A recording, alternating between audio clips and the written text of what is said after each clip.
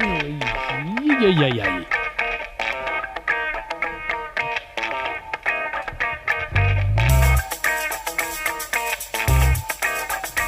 Juzgado de guardia con Félix Martín, fiscal, el asesino narcisista y el sistema penitenciario de Estados Unidos. Son desde luego dos conceptos a los que nos va a llevar el adentrarnos en la historia, acercarnos a la historia de uno de los mayores y más sádicos asesinos de mujeres de la historia. Es la historia de Theodore Robert Bundy, o más conocido como Ted Bundy. Usted se cree más listo que él. ¿Usted cree que conseguirá que confiese? Bueno, no me considero más listo, señor. No creo que sea necesario ser más listo. Esto es lo que va a ocurrir. Bajará y jugará con usted un rato. ¿Tu hijo sabe a qué te dedicas? Sabe que su Hay una película relativamente reciente, es de 2021, Ted Bundy, en la mente del asesino, película a la que pertenece este tráiler y que tú no habías visto cuando, Félix, me decías que cuando te has puesto a investigar sobre uno de los nombres que aparece en todos los listados de los grandes asesinos, los grandes psicópatas de la historia, te encontrabas con este Ted Bundy del que tú no tenías ninguna otra referencia. No tenía ninguna referencia y me he quedado estupefacto cuando lo he ido estudiando y he ido profundizando de la historia, de la investigación, de lo que pasó. Me parece una historia increíble. Pues si no lo has visto, y después, sobre todo ahora con toda la información que tienes, estaría muy, muy bien. Yo imagino que te va a resultar muy interesante el poder ver o la película, o creo que hay un documental de estos en varios capítulos de True Crime. Me suena, no sé si lo estoy confundido, pero me parece que sí, que está sobre las cintas estas de Ted Bundy. Porque ¿cuántos asesinatos se le atribuyen? Pues fíjate, Roberto, que se desconoce el número real de víctimas. Bundy confesó 30 homicidios, en todos ellos de mujeres. El FBI comprobó más. El FBI le atribuye al menos 36 asesinatos, pero se cree que hubo más. Y les cometió, y veremos que este dato va a ser muy importante, no en un solo estado, sino al menos en 6 estados de Estados Unidos: Washington, Utah, Oregón, Colorado y Florida. Que eso es como decir, en una extensión como si fuera en varios países de Europa. Efectivamente, como en 6 países europeos. Eso es. Y fue, para que los oyentes se sitúen, Roberto, entre el año 1974 y 1978. Si te parece, vamos a hacer como también en otros casos que nos has contado de otras historias, de otros asesinos, porque siempre nos has explicado, y desde luego es evidente, que cómo vivieron la infancia, eso después influyen para saber cómo actúan, cómo son, en qué se convirtieron. ¿Se sabe algo? ¿Qué se ha averiguado de la infancia de Ted Bundy? Pues como ya sabemos cómo es Estados Unidos, que además pues se investiga mucho sobre los orígenes y se han publicado un montón de libros sobre Ted Bundy, tenemos bastante información. Lo que he podido recopilar como datos más interesantes, Roberto, son estos. Nace en 1946 en el estado de Vermont. Si bien es una infancia muy peculiar, porque por razones de moralidad de sus progenitores, estos le engañan y él crece pensando que sus abuelos son sus padres y que su madre es su hermana.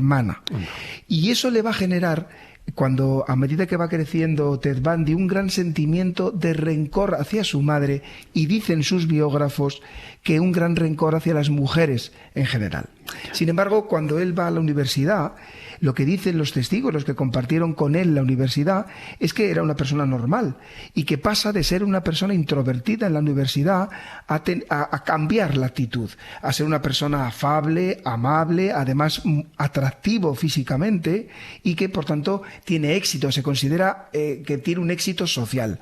Sin embargo, lo que también dicen los testigos que convivieron con él es que manifestaba comportamientos inmaduros y obsesivos. Así, tiene una relación sentimental, un primer amor de la época universitaria, donde la mujer pone fin a la relación, la chica, y él no lo acepta y obsesivamente le empieza a mandar cartas exigiéndole que retome la relación con él. Y va a ser muy interesante, por último, a este respecto, que, Roberto, que nos quedemos con un nombre.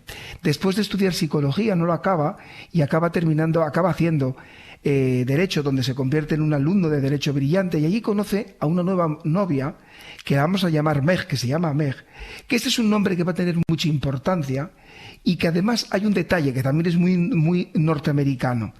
esta mujer, Meg, en el futuro escribirá un libro bajo seudónimo en el que explicará su relación con el asesino. Va a existir después, lo digo por ir haciéndonos una idea, ¿va a existir también en este caso algún nexo común entre sus crímenes o entre el modus operandi o quizá entre el perfil de las víctimas que elige? Fíjate que va a ser mucho más difícil y mucho más sutil. Y aquí la investigación, además, Roberto, es muy importante, muy importante que nos pongamos en los años 70. ¿Qué quiero decir con esto? Y ya lo adelanto, algo que diremos más adelante. Que no hay los avances tecnológicos que también se aplican a la investigación. Y lo más importante, no hay ADN. ¿Vale? Claro, entonces, claro. Porque esto del ADN, lo digo por marcar, esto es a mitad final de los 80, ¿no? Y en Estados Unidos. Allí empieza antes que en Europa o que en España, y efectivamente es a finales de los 80, cuando empieza. Vale. Tenemos los siguientes rasgos comunes. Primero, las víctimas en todos los casos van a ser mujeres jóvenes. Incluso en las etapas finales de su terrible periplo delictivo, también va a secuestrar a niñas o adolescentes. Segundo, no solamente secuestra, sino que agrede brutalmente, y además agrede sexualmente. Tercero, hay un claro componente misógino en todo esto y sádico por la brutalidad de las agresiones. Y luego se observa una evolución. En su primera etapa va a actuar en el estado de Washington. Se calcula que comete al menos 8 asesinatos y va a actuar de noche. Pero una segunda fase, y esto hace mucho más complicado el que tú puedas enlazar, que es la misma persona, se traslada al estado de Utah y aquí, fíjate, que ataca de día y además se expone a las miradas de terceros. Fíjate, Roberto, los siguientes datos. Algunas de las personas cercanas a las mujeres jóvenes desaparecidas testifican algo que es un nexo común. Dicen que poco antes de desaparecer habían visto a la víctima hablando con un hombre que iba cargado con libros, o bien que llevaba un brazo en cabestrillo, en escayola. Y es que Ted Bundy solicitaba ayuda valiéndose de un físico atractivo que no infundía temor a sus víctimas, donde además solicitaba ayuda para que le acompañaran las víctimas a dejar cosas en el maletero. Aprovechaba esa circunstancia para golpearlas con brutalidad, meterlas en el maletero y huir del lugar. Y hay algunos testigos que añaden un dato. Añaden que ha habido un hombre conduciendo un Volkswagen que había sido dando vueltas por el sitio donde habían desaparecido algunas de las jóvenes asesinadas. La experiencia también nos dice, claro, para nosotros ahora es muy fácil con la perspectiva ya del tiempo y teniendo toda la información, pero sí que nos dice que el hecho de que la policía enseguida pueda detectar, que en principio ya pueda sospechar que todos esos crímenes son obra de una misma persona, eso condiciona desde luego para bien o para mal la investigación. ¿Aquí qué ocurrió? Pues tienes toda la razón. ¿Y sabes por qué, Roberto? Porque en el fondo la dialéctica entre investigador y el criminal es como una partida de ajedrez. Tú tienes que intentar adelantarte a la jugada. Pues como a tu pregunta, la gran dificultad aquí son dos. Una es que él tenía gran habilidad para mudar de físico, para cambiarlo. Se cambiaba de peinado, se dejaba crecer la barba, el bigote, o se los afeitaba, con lo cual el retrato robot, ya sabemos lo que es el retrato robot, ¿no? Esa descripción que podían hacer esos testigos, pues era un retrato robot que variaba. Y en segundo lugar, también conocemos, tú has dicho muy bien al principio, esto es como si fueran varios países de Europa. Claro, el cometerse en distintos estados hace que eran distintas policías las que lo investigaban. Y eso genera, claro, una gran dificultad. Cuando hay una pluralidad de investigadores, es más difícil encontrar ese nexo común. Ya. Y de esa habilidad, de esa terrible habilidad de Ted Bundy para poder caracterizarse, ¿de ahí podemos deducir ya cosas sobre su condición o sobre sus facultades mentales?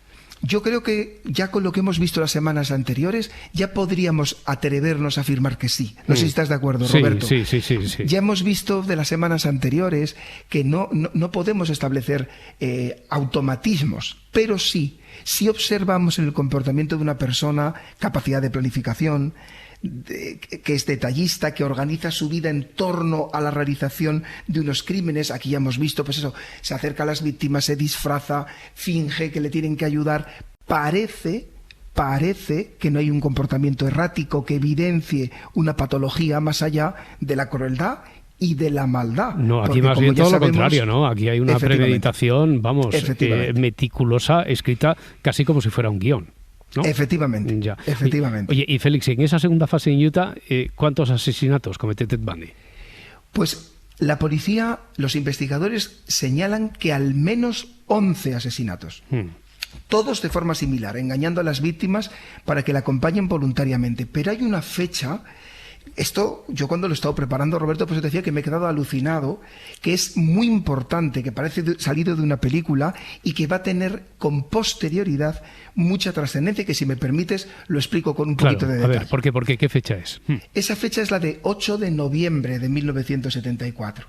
Y allí pasan datos que hacen, hay veces que una investigación, y esto a veces cuando te lo cuentan los investigadores flipas de lo chulo que es, da un avance espectacular por un solo hecho que normalmente siempre va ligado a un error del criminal. Vamos a verlo. El 8 de noviembre de 1974, Bundy se acerca a una joven en un centro comercial. Aquí sofistica su método de engaño. Se hace pasar por un policía, dice a la mujer joven que han intentado robar su coche y que tiene que acompañarle para hacer un informe policial. La joven sube confiada porque somos así. Cuando una persona tiene un físico atractivo nos infunde menos temor que si tiene un físico desagradable. Hombre, y sobre todo si somos capaces de creernos que es agente de la policía. Efectivamente. Pues imagínate. Sí, efectivamente. Después de que la pobre mujer sube en el coche, Ted Bundy saca una pistola, la apunta, coge unas esposas y le esposa una muñeca. La mujer lucha denodadamente para conseguir liberarse, saca fuerzas de flaqueza y ella lo golpea en la cara, él salpica con del golpe sangra y le salpica en la ropa y ella consigue escapar y que un conductor le lleve a la comisaría de policía de verdad. Una vez allí tenemos algo muy importante. Tenemos sangre del acusado, del autor, sí. Si bien no hay ADN, tenemos, con lo cual se hacen pruebas y se puede saber la clase de sangre, pero no el ADN. Fíjate que así estamos en los años 70 y además puede dar una descripción detallada, porque hasta ahora teníamos descripciones de testigos. Pero ahora tenemos una descripción de una víctima mucho más detallada. Esto también es una componente, un denominador común en todos los casos que estamos viendo. Siempre hay alguien que puede huir, aunque sea por los pelos, y después con su declaración. Eso, a lo mejor en el futuro no inmediato, pero a medio plazo resulta fundamental, ¿no? Fundamental. Vale. Fundamental. Y hay otro dato que aquí se produce. Para que los oyentes, para que Roberto os deis cuenta de qué grado de maldad tenía este señor en este momento, porque podríamos pensar, bueno, pues este señor esta noche se daría por satisfecho. Pues no, esa misma noche una chica de 17 años desaparece de un aparcamiento de un instituto de los alrededores. La chica, la adolescente, había ido junto a sus padres a ver una obra de teatro. Los familiares, preocupados por la tardanza de la menor en llegar, llaman a la policía que va al lugar y tras la búsqueda por el estacionamiento del instituto, encuentran, fíjate qué casualidad, la llave de un par de esposas. Esa llave pertenecía a las esposas con las que horas antes se había presentado Ted Bundy a la primera mujer. Es decir, que ya estamos ahí ante dos hechos, dos escenas diferentes, pero que pueden ser atribuibles a la misma persona y además con pocas horas de diferencia, ¿no? Efectivamente. Claro. Y hay una tercera cosa. La directora de esa obra de teatro declara que durante la actuación un hombre de aspecto parecido al del sospechoso le había solicitado que le acompañara al aparcamiento porque también se había presentado como policía para la identificación de un vehículo. Por tanto, fíjate los datos que tiene la policía. La policía tiene un giro porque dice, tenemos 2 desapariciones el día 8, hay una planificación, hay un atacante de mujeres a quien le da igual qué mujer quería secuestrar. Es decir, no era algo dirigido contra una mujer cualquiera, con lo cual, conclusión de la policía, creo que todos estaríamos de acuerdo, estamos ante un asesino en serie. Y eso hace que las policías entonces empiecen a trabajar, aunque sean de diferentes ámbitos, diferentes estados y todo eso. Oye, estábamos entonces en noviembre de ese año 74, pero creo que querías detenerte en una víctima anterior, quizá. ¿Puede ser? ¿De octubre de ese año? Porque también nos va a permitir hablar de muchos temas que sé que tú y yo tenemos mucho interés en contar aquí. En octubre de 1974, una joven estudiante de farmacia esperaba el autobús para ir a la facultad cuando Ted Bundy, recordemos los métodos que usaba, se ofrece a acercarla allí en su Volkswagen. Los métodos siempre está la seducción, de una manera u otra es la seducción, ¿verdad? La seducción. Con la excusa de acercarle al zoológico, estaciona su vehículo en un lugar apartado y allí agrede brutalmente sexualmente durante horas a la víctima, a la vez que la intentaba matar por estrangulamiento. La víctima consiguió escapar y llegar a la facultad. Por tanto, esta víctima ya en octubre también había sobrevivido y podía tener un retrato muy claro del autor, podía saber en qué vehículo iba. ¿Pero qué sucedió? Que la mujer tardó 40 años. 40 años, Roberto, en denunciar. No lo denunció. Por miedo a ser rechazada, por miedo al que dirán, por miedo a yo me he ganado, a ver si van a pensar que yo provoqué. Y este es el problema que tenemos, el sufrimiento de la víctima, el estigma que tienen muchas mujeres que encima que son violadas tienen temor a denunciar porque la sociedad las pueda juzgar. De ahí la importancia del apoyo a la víctima, del acompañamiento, de la sensibilidad de la policía, de las autoridades, de que todos le tendamos la mano, las cuidemos y que no sientan nunca vergüenza por denunciar, porque además en este caso va a permitir que la investigación avance. Pero es muy interesante para que veamos muchas veces el sufrimiento adicional que tiene que sufrir la pobre víctima, de encima sentirse mal por ser víctima. Y lo que es increíble es que esto ocurrió en 1974, sí. Pero que es increíble que ahora, 2023, tengamos, y yo te agradezco muchísimo que insistas en ese mensaje, pero que lo que es increíble es que, porque es el mensaje y desde luego es la fuerza del argumento de un fiscal como Félix Martín, pero que es increíble que tengamos que estar insistiendo en esto todavía. Sí, sí. Ya. Ahí estamos para todas las víctimas, para apoyarlas siempre y para tratarles con el respeto que se merecen. Y siempre vamos a lanzar ese mensaje, Roberto, siempre, siempre, siempre. Claro. Antes de dejarlo para recuperar la historia de Ted Bundy la próxima semana, a ver, cuéntame alguna cosa más. Por ejemplo, Ted Bundy, a partir de ese momento, después de que se le hayan escapado algunas víctimas, ¿siente que lo están persiguiendo? ¿Siente que van detrás de él o no? Yo creo, Roberto, que ya cualquiera que nos están oyendo, Edgarita, por ejemplo, va a pensar que es una persona extremadamente inteligente, el asesino. Ya. Extremadamente inteligente. Por tanto, efectivamente, sabe que están tras él y eso ¿qué es lo que provoca? Que se cambia de estado, ahora se va a atentar a mujeres a Colorado y a Oregón y se cambia físicamente. Tardará mucho y déjamelo así como si fuera anzuelo ya para la próxima semana. Tardará mucho en producirse la idea, porque se sabe más o menos algunas características de cómo actúa, va por mujeres, que es atractivo, que aprovecha la capacidad de seducción para acercarse a ellas, etcétera. Pero ¿se sabe que es Ted Bundy? ¿Tardará mucho en identificársele o no? Pues vamos a dar una pista. ¿Os acordáis de Meg? Sí, la nueva novia después de que le hubiera dejado la otra, ¿no? Pues ahí lo dejo. Vale. Por ahí. Así nos vas a dejar, pero ¿por qué? Porque ella va a ser el hilo que va a conectar con la identificación del asesino. ¿Lo delata ella o no? Hasta ahí puedo leer. Hasta ahí está jugando ahora con nosotros Edgar Parda. El fiscal está jugando, está vacilándonos, ¿eh? Está jugando los detectives con nosotros. Claro.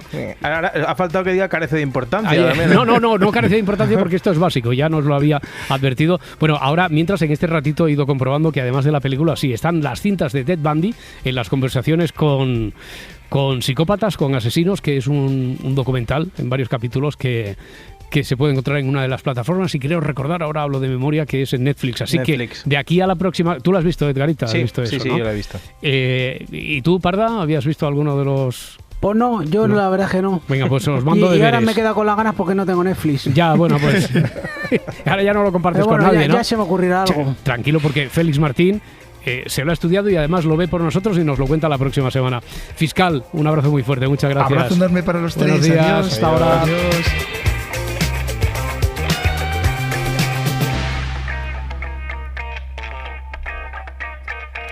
Si amanece, nos vamos. Cadena SER.